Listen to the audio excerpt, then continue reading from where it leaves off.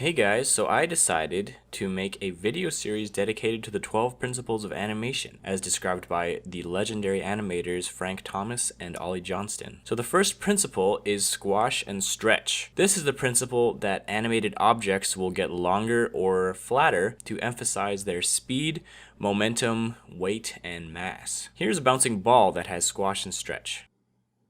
And here is one without squash and stretch. See the difference?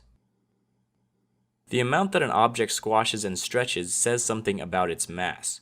The more squash and stretch, the softer the object. The less squash and stretch, the stiffer the object. This first one looks like a water balloon, and the second one probably would be a bowling ball. Squash and stretch applies to characters too. Look at how this figure is stretching from the speed that he's coming down with, and then he squashes after he lands before settling in his pose. You can also use squash and stretch to exaggerate facial expressions. Let's add some squash and stretch to this face. When his eyes are closed, his face is squashed, and when he opens his eyes in disbelief, his face stretches up and settles back to normal. It's very important to keep the volume of the object consistent. This is what a lot of people mess up with when they're first trying to do squash and stretch. They'll elongate the ball like this and flatten it like this. This is what you should not do. The overall volume of the ball must be the same.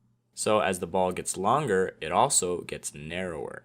When it gets flatter, it also gets wider. The same goes with cubes. If you're going in with one line, the other lines must go in the opposite direction. The cube should start out narrow, get flat, get narrow again, and then rest. In-betweening with cubes is easy because you can measure the line in between the two lines and then connect them to make the cube. If you master squash and stretch with cubes, the next step is to try to do it in 3D.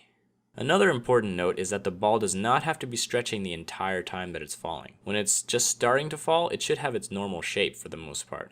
And then when it's just about to hit the bottom, that's when it has the most stretch. So do not overdo squash and stretch in this sense. Alright, that is all I've got for squash and stretch. The next principle will be anticipation. I hope you learned something, and I'll see you guys in the next video.